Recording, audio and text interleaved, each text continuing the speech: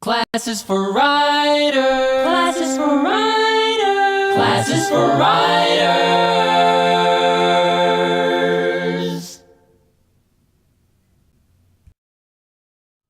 Hello and welcome again to Classes for Writers and the Writer's Business Plan Part 3, Income. I hope you've had a chance to join the class Facebook page, Writer's Business Plan. It's a forum for further information, discussion, and resources, and a good place to ask questions and get personalized answers. I visit there at least daily. My name is Patricia Green, and I'm your presenter for this series.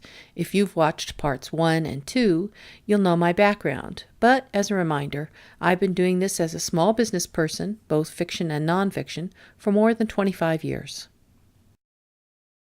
Disclaimer. Just as it says, I'm not an accountant or an attorney. My background is in entrepreneurship for small businesses, technical writing, and fiction writing. If you need legal, tax, or accounting advice, please seek out a professional. Part 3 of the series discusses income, how many products you'll sell, time for sales, including projections, how to determine the price per unit, how to work backwards to find price per unit from income to price, and then gross income. There's a difference between gross income and net income, and I'll talk about that, but mostly net income will be discussed in Lesson 5. Get out a pencil and paper because there will be some calculation formulas to jot down. Don't worry about getting into algebra or anything complicated. They're arithmetic at about the 4th grade level. You will also find all the calculation formulas on the handout, so please download your copy from the website. You might want it handy while we go through this.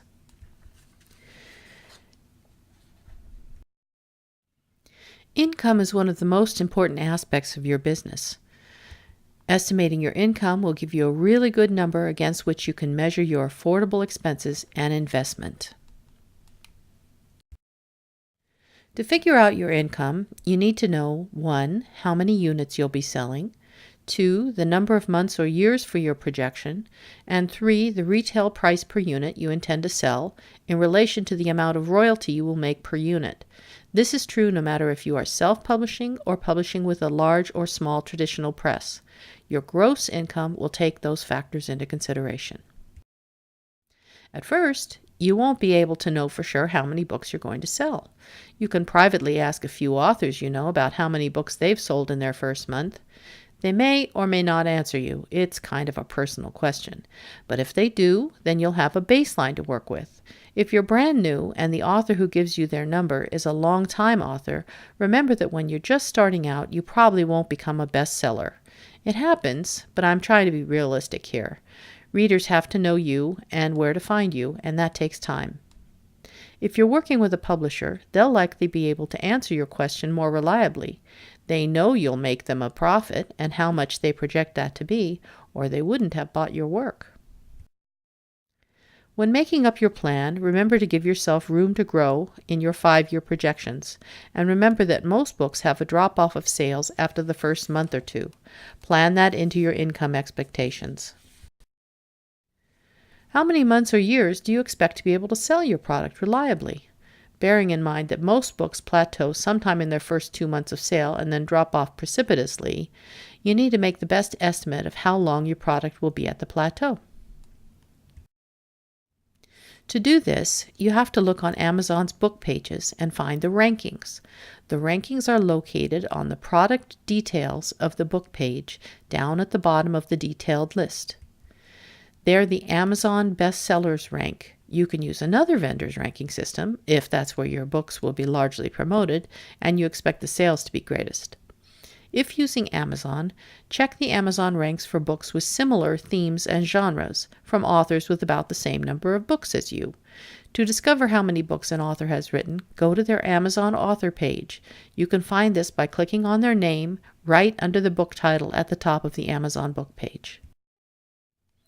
Find 5 books within 2 months of their publication date and note their Amazon ranks.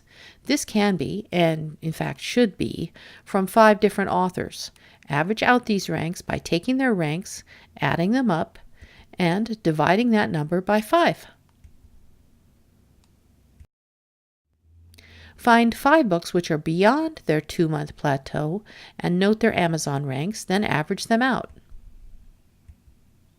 Amazon ranks will give you an idea of how many books are being sold that day. Amazon keeps their exact algorithm a secret, but one of my publishers shared their experience with me. The data is on the next 2 slides. Remember, the following sales rank numbers are estimates and are based on the overall Amazon ranking, not the genre-specific ranking, which is not applicable here. Note, if you're an editor, copywriter, proofreader, artist, or offering some other type of service, you will only be able to calculate based upon the price per unit of colleagues' works and your hoped-for gross income. Keep following along for more help. Important note, Amazon sales ranks might seem backwards to you. The higher the incremental number on the rank, the worse the rank. You want to be number 1, not 1 million. At a sales rank of 20,000, the book is selling 5 copies per day. A sales rank number greater than 20,000 is not understood. At a sales rank of between 20,000 and 10,000, add 1 sale for each jump of 2,000. So at 10,000, your book is probably selling around 10 copies a day. Add 5 sales for each jump of 1,000 between 10,000 and 5,000. So at 5,000, a book is selling around 30 to 40 copies per day. Between 5,000 and 1,000, add 10 sales per day for each jump of 1,000. So at a sales rank of 1,000, a book is probably selling around 80 to 90 copies a day. Between 1,000 and 500, add 10 sales per day for each jump of 100. So at 500, a book is selling around 150 copies a day.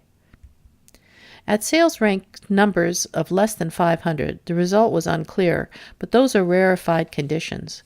Let's just say lots.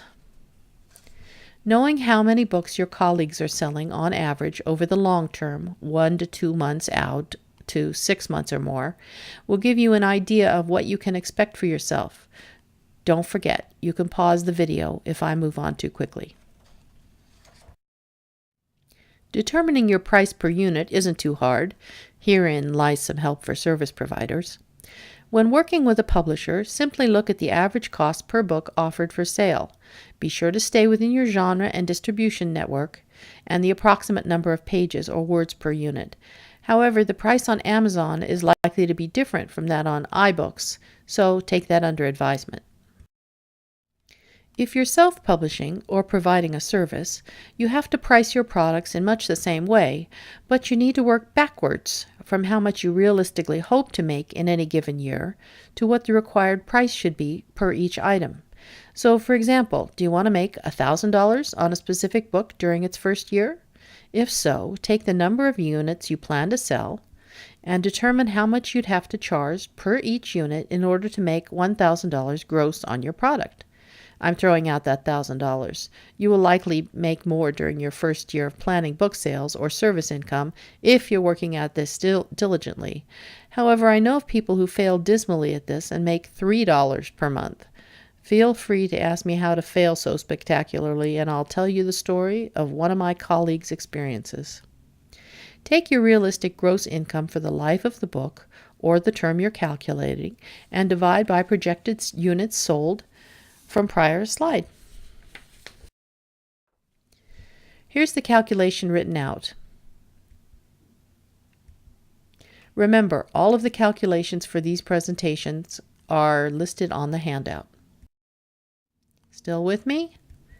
One more calculation and then you can relax. So we're trying to get to projected gross income, which is the delicious part. Now you have the data with which to calculate your projected gross income. Your net income will be covered when you get to the handout in Lesson 5. You'll be calculating the projected income for the first 6 months after release. Beyond that, it's hit or miss, depending on how popular your book is. If your book is popular after the 6-month mark, you can use these same techniques to make a new projection of income. Service providers can calculate their projected gross income the same way. So for gross income, which means the income you hope you'll get before subtracting your costs, take the projected sales, which you calculated a few minutes ago, times the set price per book or unit of service. Service prices might be hourly, by the word, by the product, whatever your unit might be. That's your total sales figure. Take that number and multiply it by your royalty percentage. This applies to both traditionally published books and indie books. Royalty figures don't apply to service providers, except in unusual circumstances. That's your gross income. Here's an example. If a writer sells 10,000 books at $3 per book, she'll have $30,000 in sales. To get to her gross income, she'll have to take that $30,000 and multiply it by the royalty percentage. I'm using 0.5 here because a median royalty of 50% is fair. With that calculation, voila, your gross income, $15,000. Remember, you've just calculated your hoped-for gross income, and it's only based on Amazon sales. Your gross income will normally come from several sources, but Amazon is very likely your largest distributor. You'll be deducting your expenses from this to get your net income. Your homework is to calculate a sales average based on 5 of your colleagues' rankings. Go to classesforwriters.com for information on other classes as they're rolled out. If you haven't done so already, sign up for the mailing list and join the Facebook group for this course, Writer's Business Plan. We're also on Twitter at Classes for Writers. If you have any questions you don't want to post to the Facebook group, please write to classesforwriters@classesforwriters.com. You can also visit our sister site, bookmarketmaven.com, for market news, fiction and editing tips, and nonfiction advice. Thank you for following along with Part 3 of this series. Part 4 will be about determining your goals for the year and writing your 5-year business plan. Your gross income calculation is part of that process, so keep it in mind as you move on. Remember, all calculation formulas will be on the handout as well. Until next time, this is Patricia Green. Thanks for watching today. Classes for writers. Classes for writers. Classes for writers.